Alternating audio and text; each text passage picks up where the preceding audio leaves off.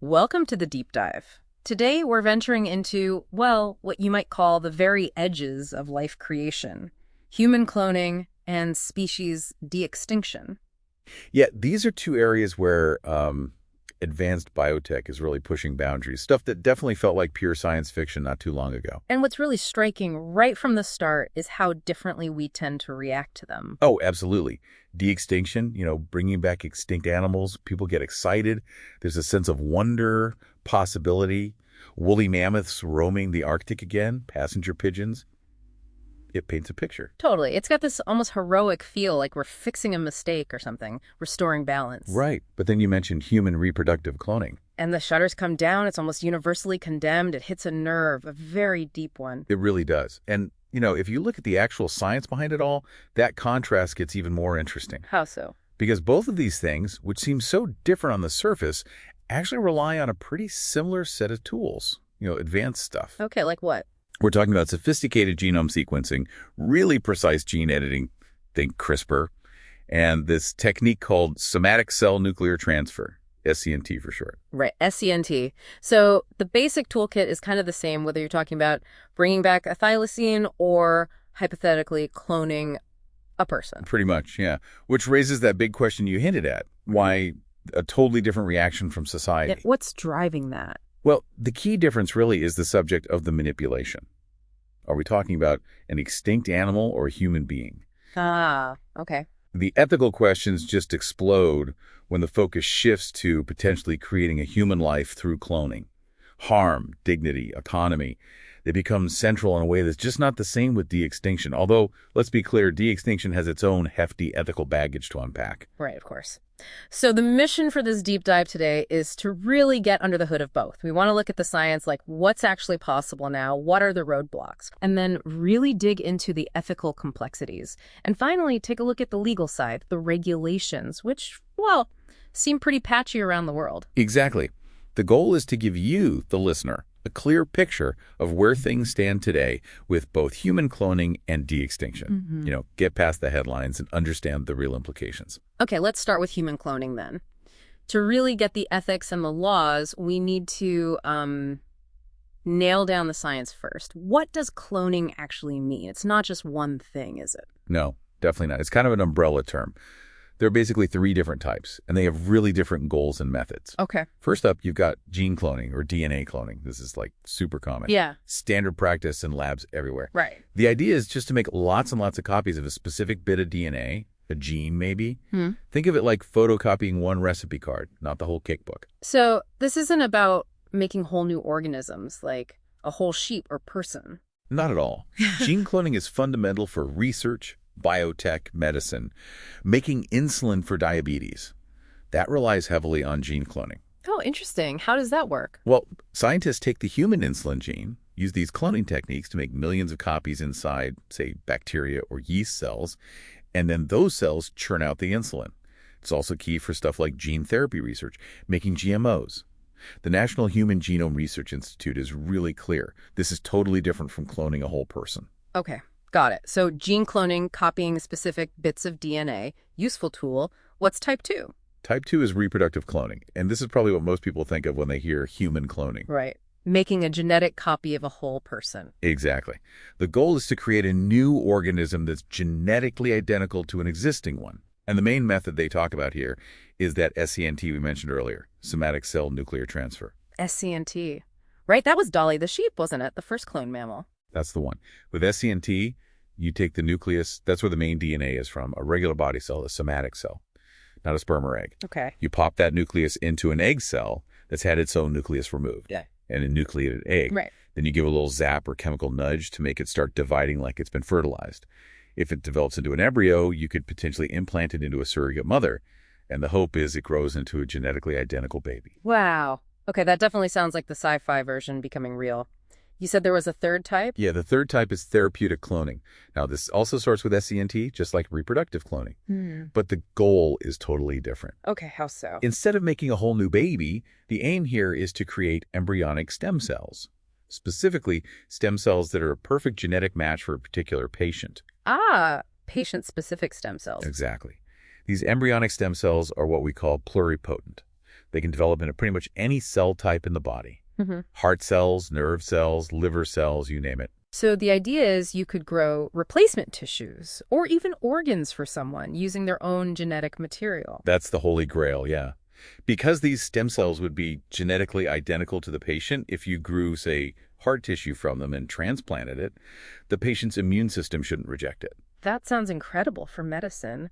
Repairing heart damage, maybe treating Parkinson's or spinal cord injuries. Those are exactly the kinds of potential applications people talk about.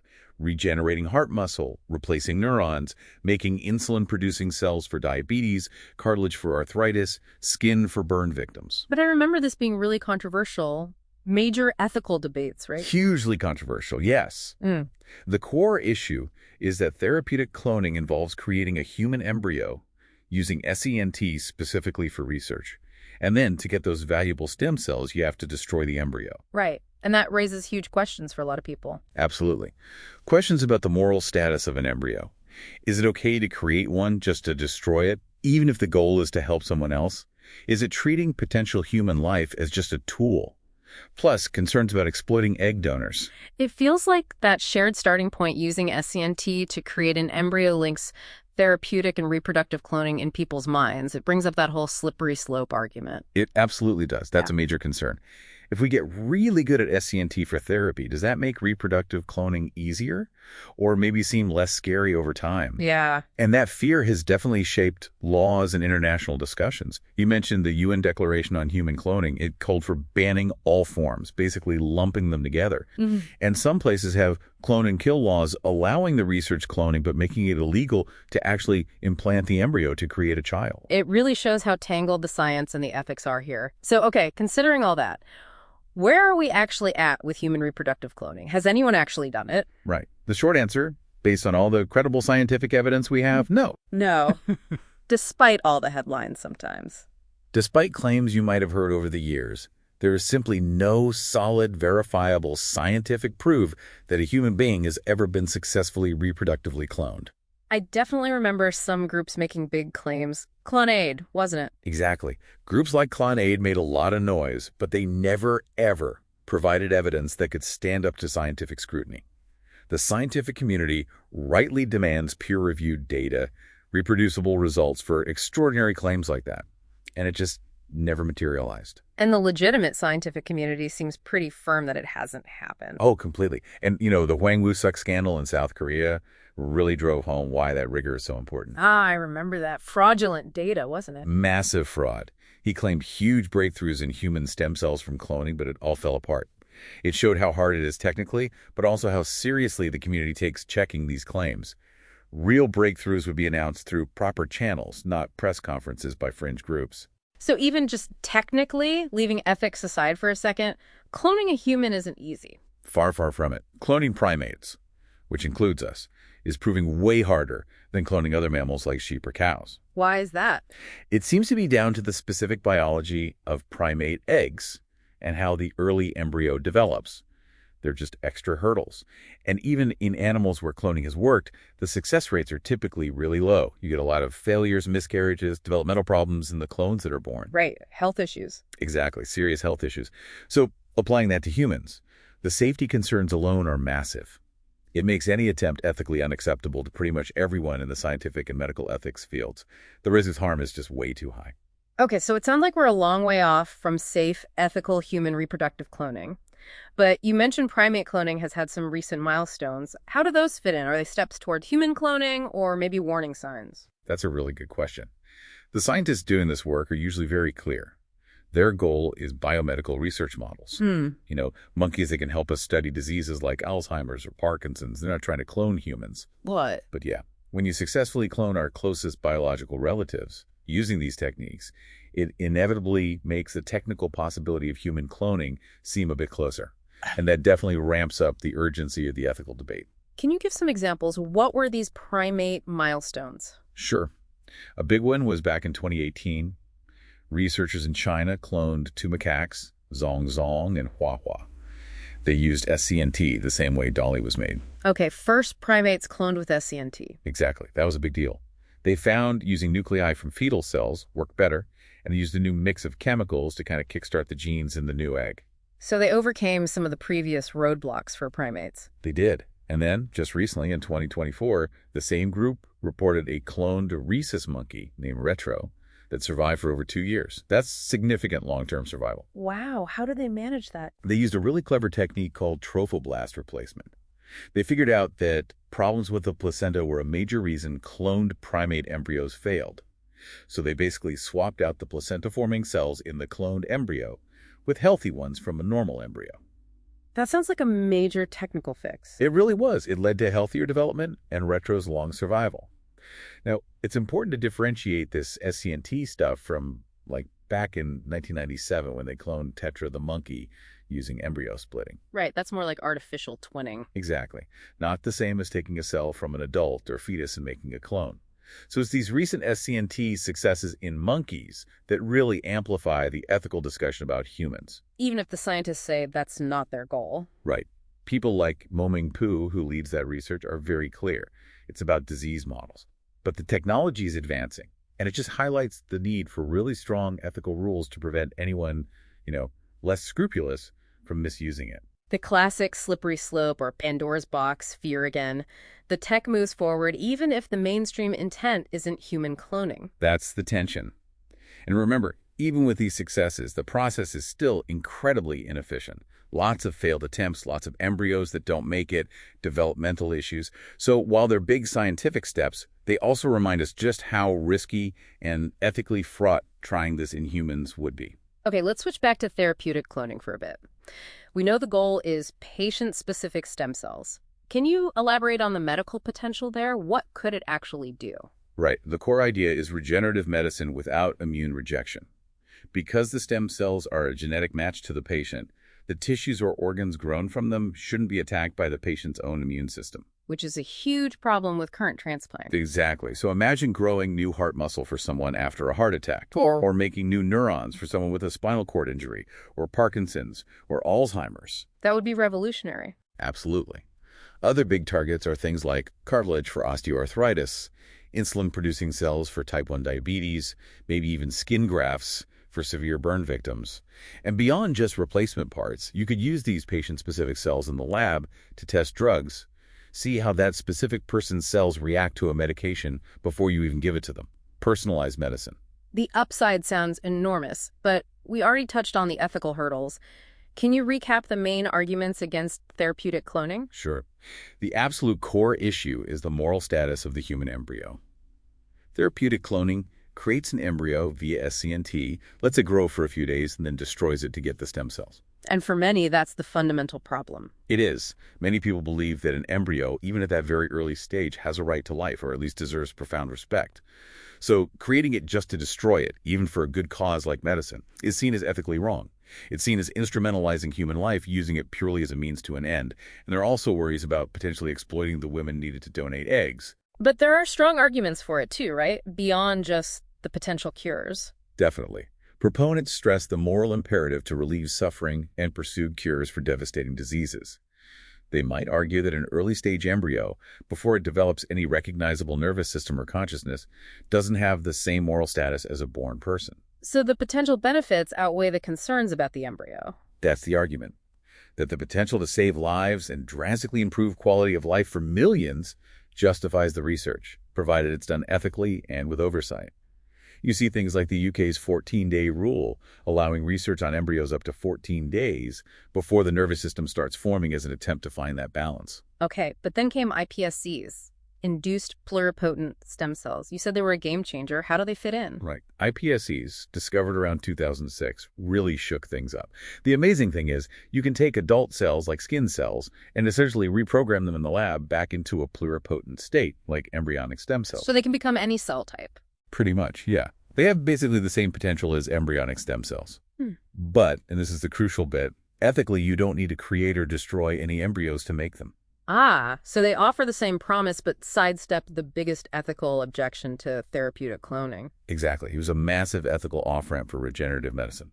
Now, iPSCs aren't perfect. They have their own technical challenges, worries about genetic stability, maybe a slightly higher risk of tumors sometimes, but they've massively shifted the field. A lot of research that might have focused on therapeutic cloning using embryos moved over to using iPSCs instead. It definitely took some heat out of the ethical debate. Makes sense. It offered a path forward with fewer ethical roadblocks. Okay, let's dive deeper now into the ethics specifically around reproductive cloning. What are the absolute core objections people raise?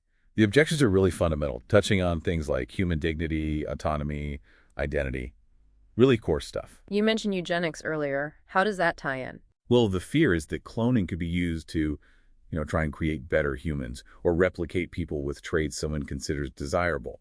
That whole idea just clashes fundamentally with basic human dignity, freedom, equality. It suggests some people's genes are just inherently more valuable than others, which is ethically toxic. And autonomy. How does cloning infringe on someone's autonomy? Right, this is a big one. Philosophers like Habermas have argued this point. A cloned person wouldn't arise from the sort of genetic lottery of normal reproduction. Their genome would be chosen, deliberately copied. Predetermined. Exactly. And the argument is that this predetermination limits their future. It potentially makes them an instrument of someone else's design, restricting their ability to forge their own path, their own identity. The worry is they'd always live in the shadow of the person they were cloned from. That idea of living out someone else's genetic script is unsettling. What about uniqueness? Would a clone feel like just a copy? That concern comes up a lot. Would they struggle with individuality, knowing they were a genetic duplicate? But it's important to push back on simplistic genetic determinism here. Meaning genes aren't everything. Not even close. Environment, upbringing, experiences, random chance, all that shapes us massively. Think about identical twins. Same DNA, but they're distinct people, right? Different personalities, different lives. Good point. So the fear of a literal photocopied soul isn't really scientifically sound. The real ethical worries are more about exploitation, the psychological pressure on the clone, knowing their origin, the impact on family relationships, how society might treat them. So it's less about being a metaphysical copy and more about the real-world psychological and social burdens and risks? Precisely. And beyond the individual, what does it do to society? How does it change families? Reproduction? Could it create new forms of discrimination? Clone versus natural. And religious or cultural views, is there a general consensus there? It's pretty widespread opposition to reproductive cloning across many cultures and religions. Often there's a sense that life is a gift, maybe a divine one, and deliberately creating a genetic copy steps over a line. Interfering with creation. Something like that, yeah. The Catholic Church, for example, strongly condemns it, calls it contrary to dignity, a form of eugenics, reducing people to biology that can be manipulated. They see it as instrumentalizing and commodifying human life. Now, some faiths might see more ethical room for therapeutic cloning, if the aim is healing, but reproductive cloning, generally, very strong opposition. It really hits some deep cultural and moral nerves. Okay, let's look at the legal side now. How is human cloning regulated? Is there a global ban? What's the situation in the U.S.? It's messy. The legal landscape is really fragmented globally. There's no single binding international law covering everything. What about here in the U.S.? Is it banned federally? Not quite a total ban. There's no federal law saying you absolutely cannot do any form of cloning. But there's a major restriction via funding, the Dickey-Wicker Amendment. Right, I've heard of that. It's been attached to spending bills for years, since '95. It bans federal money for any research that creates human embryos for research or destroys them. So that effectively blocks federal funding for therapeutic cloning using SCNT and obviously for reproductive cloning too. Pretty much. It doesn't make it illegal for, say, a private company using private funds, but it heavily restricts what government-funded places like the NIH can do. And what about individual states? That's where it gets really patchwork. Some states have banned all cloning, reproductive and therapeutic. Others have those clone and kill laws we mentioned, allowing therapeutic research up to a point, but banning implantation. Some states actually fund embryonic stem cell research, and many states just have no specific laws on cloning at all. Wow, so it really depends where you are in the U.S. What about other countries? This is varied internationally. Over 30 countries, lots in Europe like Germany and France, ban all forms of human cloning. Others, like the UK, Japan, Israel, they ban reproductive cloning, but allow therapeutic cloning under strict rules. Like the UK's 14-day rule? Exactly. They have the HFEA, the Human Fertilization and Embryology Authority, that licenses and oversees it carefully. But again, many countries just haven't legislated specifically on this yet. Have there been any attempts at international agreements or declarations? Yeah, there have been declarations, but they're mostly non-binding, more like ethical statements. The UN declaration in 2005 called for banning all forms, But that was controversial because it linked therapeutic and reproductive.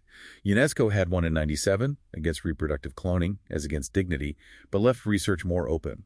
The Council of Europe has a protocol against creating a genetically identical human, but how nations interpret human being can vary. So they're more like guidelines than actual global laws. Pretty much. And major scientific bodies, like the AMA or the national academies here, generally say ban reproductive cloning for safety and ethics. But they often support regulated stem cell research, including therapeutic cloning, because of the medical potential. The lack of a binding global agreement sounds like a recipe for inconsistency. It really is. It creates the potential for research havens, right? Yep. Where work that's banned in one country might just move somewhere else with looser rules. Yeah. Makes global oversight incredibly difficult. Okay, a very complex and varied legal picture for human cloning. Let's switch gears now to de-extinction. This often gets a more positive, or at least more excited, reaction. What's the science behind trying to bring back extinct species? De-extinction is definitely captivating. It covers a few different approaches, all aimed at, well, reviving extinct species. The goals often mentioned are restoring lost biodiversity, maybe fixing ecosystems we broke. But yeah, the challenges, scientific, ecological, ethical, are huge. What are the main methods they're trying? Okay, one way is backbreeding. Basically, you take living relatives that still have some traits of the extinct species. And you breed them selectively. Exactly. Over generations, you try to concentrate those ancestral traits. Think of the projects trying to breed cattle that resemble aurochs, or the quagga project trying to breed zebras that look more like the extinct quagga. But that's not actually bringing back the extinct species genes, right? It's more like creating a look-alike. Precisely. It's creating a modern animal with similar features, not a genetic resurrection. And you need close living relatives that still have those traits. Okay. What about using actual cloning, like SCNT? That's another approach. If you can get really well-preserved DNA, ideally a whole nucleus from a somatic cell of the extinct animal. Which sounds like a big if. A huge if, especially for anything long extinct. But if you HUD, you try to put that nucleus into an enucleated egg from a close living relative, stimulate it, and implant the embryo in a surrogate mother of the related species. Like the attempt with the Pyrenean ibex, the bucardo. Exactly like that. They got a clone born, but it died almost immediately from lung problems. It showed the potential, but also the massive difficulty. Getting that intact DNA is the killer obstacle for SCNT and de-extinction.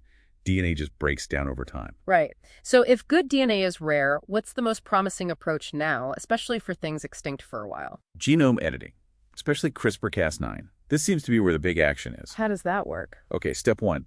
Sequence the extinct species genome as best you can from ancient DNA fragments. Step two. Compare that to the genome of its closest living relative.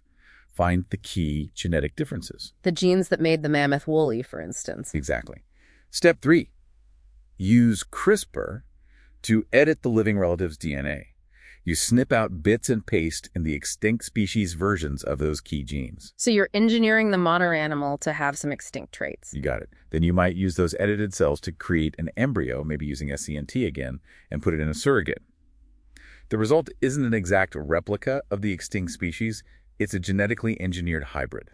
A proxy. A proxy, okay, like the woolly mammoth projects using Asian elephants. Perfect example. Or the passenger pigeon work with band-tailed pigeons, or even the dire wolf project using gray wolf cells. Colossal Biosciences just claimed they did this with dire wolf pups using genetic engineering. So we're mostly talking about creating advanced hybrids, not perfect copies. That's the key takeaway for most projects right now. It's about creating something functionally similar, maybe able to fill the same ecological role.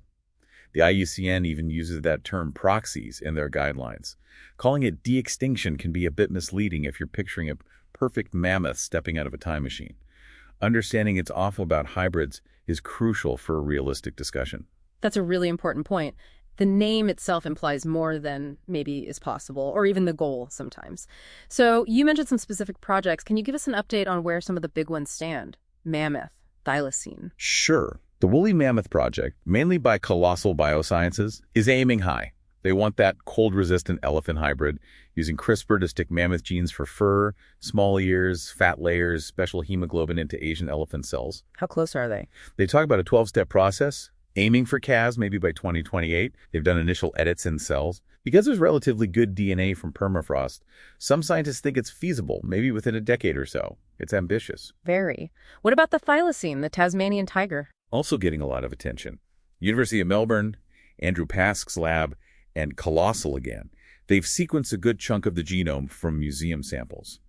Now they're working on editing the genome of the fat-tailed dunner, a small marsupial relative. Challenges there. Ancient DNA quality is always tough, and marsupial reproduction is complex, different from mammals like elephants.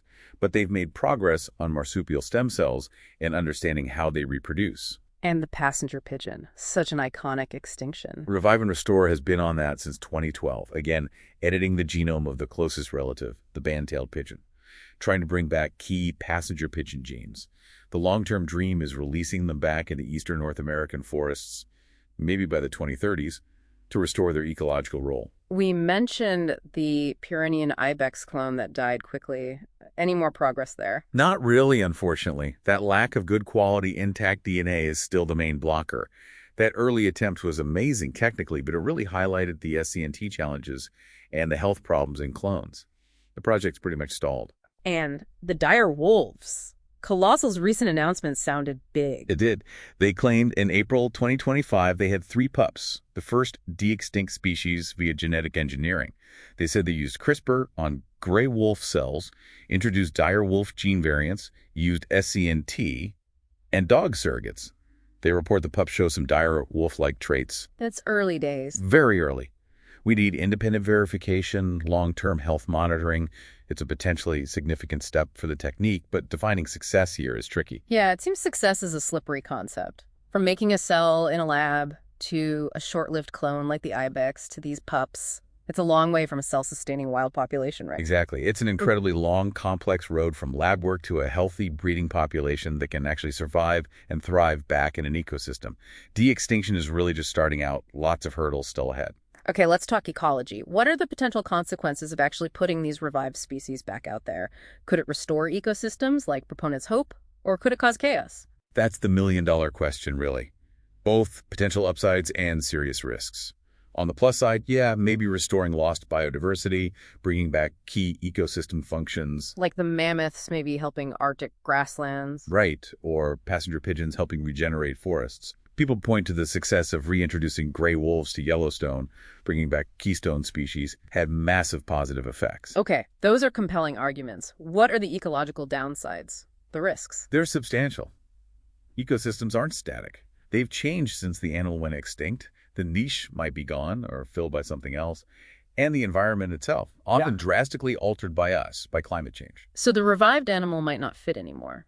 Like an alien. Exactly. It could be an ecological alien. Yeah. And the effects could be unpredictable, maybe irreversible. Think about invasive species rabbits in Australia, zebra mussels here. Huge problems. Even if they're just proxies, not perfect copies. Yeah, even small genetic differences could mean different behaviors, different diets, different interactions. They might compete with existing species, maybe endangered ones. They might prey on things in unexpected ways. Mammoths impacting tigers. Dire wolves threatening livestock. These are real concerns. And what if the habitat just isn't there anymore? Crucial point. If the habitat was destroyed, bringing back the animal doesn't fix that. Then what? Life in a zoo. That raises welfare issues and doesn't meet the ecological goals. Plus, disease risks, reviving ancient pathogens, susceptibility to modern diseases, maybe new ones emerging from mixing old and new viruses. Okay, the ecological side is clearly incredibly complex and needs extreme caution. What about the ethics of de-extinction itself, beyond the ecology? Animal welfare is a huge one right through the process. High failure rates in cloning mean potential suffering, miscarriages, birth defects like the Bucardo. What about the welfare of the surrogate mothers, especially if they're endangered themselves, like Asian elephants for mammoths? And the revived animals themselves? Yeah, what's their quality of life? Can they adapt? Will they be healthy? Yeah. Is life in captivity ethical if they can't be released? And the cost. Is it worth it compared to saving species we still have? That's a major debate. Resource allocation. De-extinction is expensive. Should that money go to preventing current extinctions, protecting habitats? Does de-extinction bring new money and attention to conservation, or does it devote resources from potentially more effective work?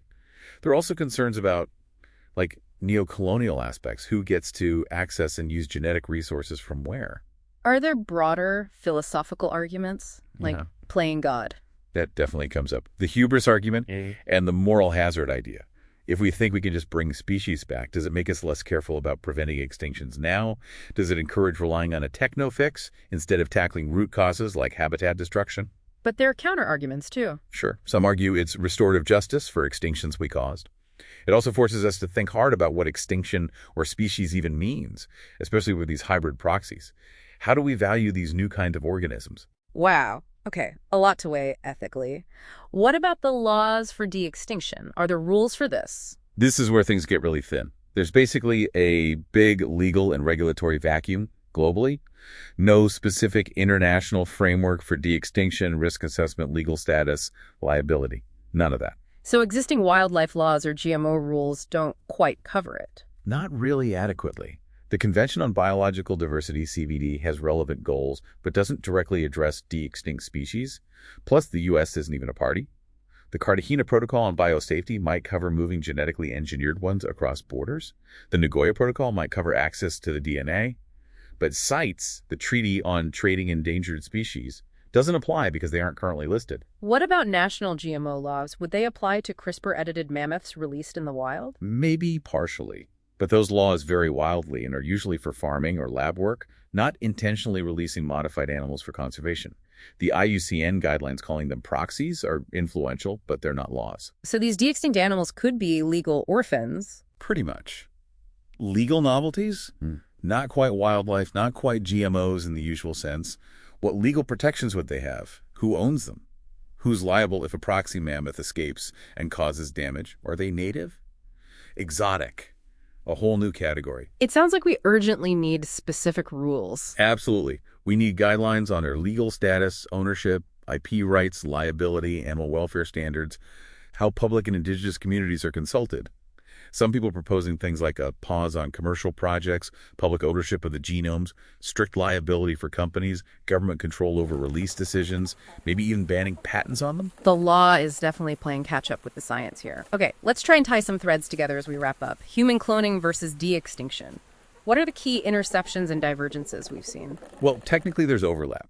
SC&T can be used in both. Both rely heavily on advances in sequencing and gene editing like CRISPR. So technical lessons can cross over. But ethically, worlds apart. Dramatically different landscapes, mostly because of this idea of human exceptionalism. The ethical bar is just set way, way higher when you're talking about creating or modifying human life, especially reproduction. And public reaction reflects that. Totally. Near universal rejection of reproductive cloning. Much more public fascination, even excitement around de-extinction, even with its own ethical debates. Therapeutic cloning is somewhere in the middle, support for medical potential, but those embryo concerns, partly eased by iPSCs. The perceived purpose seems different too. Right. Reproductive cloning often gets framed around individual, potentially problematic desires. De-extinction gets framed around bigger goals, science, ecology, biodiversity, although, commercial interests and maybe some hubris are factors there too. And how we view the risks. Also different. Failure in human cloning feels ethically catastrophic harm to a child. Deep psychological issues. Failure in de-extinction is framed more around ecological risks, invasive species, ecosystem disruption. It's a different kind of ethical risk assessment. You mentioned that moral proximity gradient earlier. Can you recap that as a way to summarize? Yeah, it's the idea that acceptance kind of drops the closer the manipulation gets to human identity and reproduction. So gene cloning at one end, widely accepted, then maybe therapeutic cloning, more debate, de-extinction actively pursued, public interest, animal reproductive cloning done, but welfare concerns. And right at the far end, highest ethical barrier, human reproductive cloning. So it really boils down to the perceived moral status of what's being changed and how fundamental the change is to our core values about life, especially human life. I think that's a good way to put it, yes. Okay, this has been a really comprehensive dive into these, mind-bending frontiers. Just to recap the big takeaways for you listening. Human reproductive cloning still seems scientifically unproven and faces huge ethical rejection. Therapeutic cloning, medically promising, still ethically debated, but iPSCs offer a major alternative route. And de-extinction. It's moving fast, especially with CRISPR creating these proxies like the dire-wolf claims, but bringing back exact copies seems unlikely. And the ecological, ethical, and legal challenges are enormous. And what's really clear is the need for ongoing, open conversation about all this. As the science races ahead, we need everyone, scientists, ethicists, policymakers, the public, talking about the implications. Absolutely. The science is definitely outpacing the rules and the ethical frameworks right now. We need to be much more proactive in developing those, especially when human dignity or the health of whole ecosystems are on the line. And getting reliable information out there is key. Clear, honest communication about what's possible, what the risks are, what the ethical dilemmas are.